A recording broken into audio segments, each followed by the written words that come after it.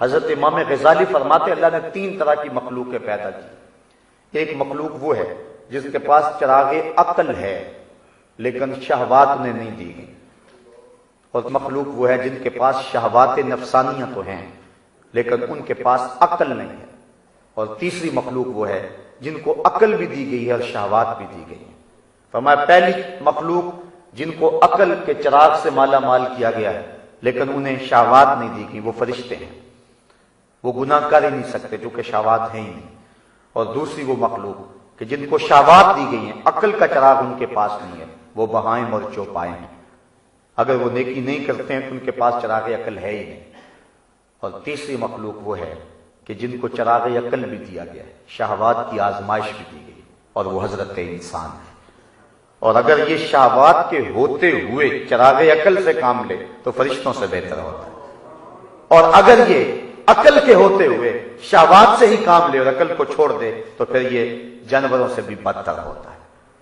ہمیں 2 طرح کی چیزیں دی گئی ہیں، ہم نے فیصلہ کرنا ہے، ہمارے ہاتھ میں، اور امتحان بھی تو یہی ہے۔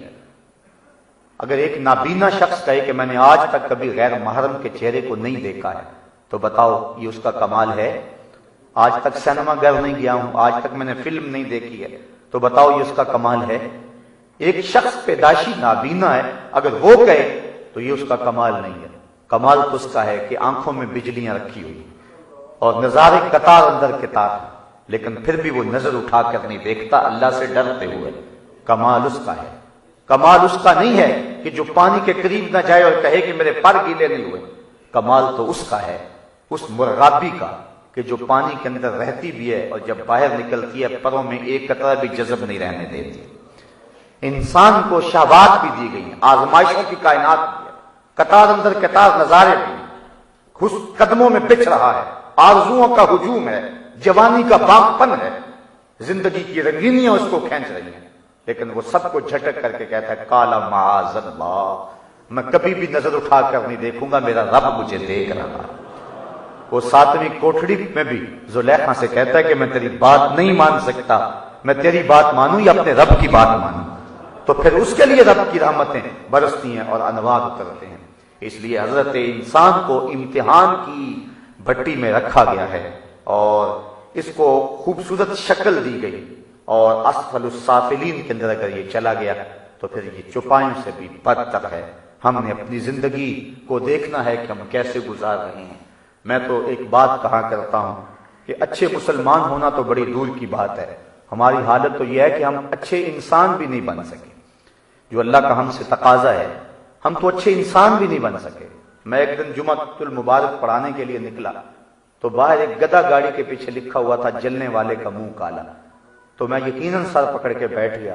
میں نے کہا ہم کس معاشرے میں جی رہے ہیں؟ ایک مزدور آدمی جو صبح سے لے کر شام تک مزدوری کرتا ہے اور بوریاں اٹھا اٹھا کے اپنی ریڑھی پہ رکھ کے اور اپنے بچوں کا رزق کماتا ہے اور شام کو گھر جاتا ہے، تو اس کے پیچھے بھی لکھا ہوا ہے، مطلب ہمارا معاشرہ اتنا گرا ہوا ہے کہ اس سے بھی حسد کرنے والے اس معاشرے میں موجود ہیں۔ تو جس معاشرے کی گراوٹ کا عالم یہ ہو تو وہ معاشرہ کیسے پنپ سکتا ہے؟ آج ہماری حالت جہاں تک پہنچ گئی ہے، بعض کا تکرار کے ساتھ ہو جاتی ہے، لیکن جب بیماری ہو تو بار بار دوائی ڈاکٹر کو وہی دینا پڑتی ہے۔ معاملہ یہ ہے کہ آج ہماری حالت یہ ہے کہ اگر کوئی باہر واٹر کولر نصب کرتا ہے تو اس کے ساتھ جو گلاس رکھتا ہے تو اس کو بھی زنجیروں کے ساتھ باندھ کے رکھتا ہے۔ ہم اخلاقی پستیوں اور گراوٹوں کا اتنا شکار ہو گئے کہ ہماری دست برد سے وہ گلاس بھی محفوظ نہیں رہتے، ہماری لیٹرینوں کے گندے لوٹے بھی زنجیروں سے جکڑے ہوئے ہوتے ہیں۔ جس قوم کی حالت یہ ہو، اخلاقی گراوٹ کا عالم یہ ہو، اب کس کس بات کو چھیڑوں؟ ایسی ایسی باتیں شرم آتی ہے جو کچھ ہماری اخلاقی حالت بنی ہوئی ہے۔ ہم انسان ہیں اور اللہ نے انسان کو احسن تقویم پیدا کی ہے، اس کو خوبصورت دماغ دیا ہے، اس کو درد رکھنے والا دل دیا ہے، اس کو زندگی کا حسن و جمال دیا ہے، اس کو 2 روشن چراغ دیے۔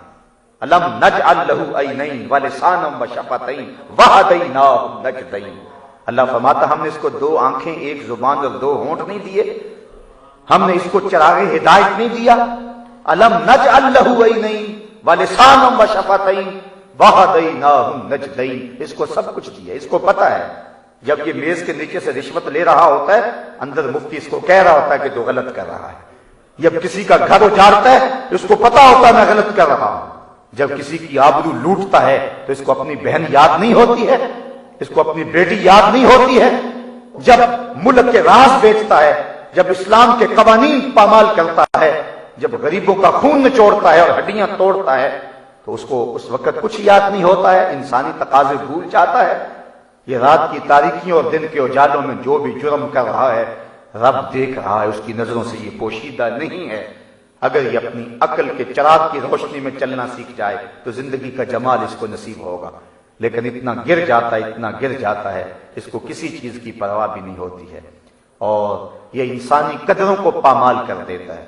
اللہ اکبر، یہ اس قدر گراوٹ کا شکار ہوتا ہے کہ اس کو انسان کہتے ہوئے شرم آتی ہے۔ بلکہ میرے رب نے بل ہم عدل، عدل بھی اس میں تفضیل کا صیغہ ہے، یعنی جو ہے وہ گمراہی کے سب سے آخری درجے میں پہنچ جاتا ہے۔ جانوروں اور باقی جو بہائم ہیں ان سے بھی یہ بدتر ہو جاتا ہے۔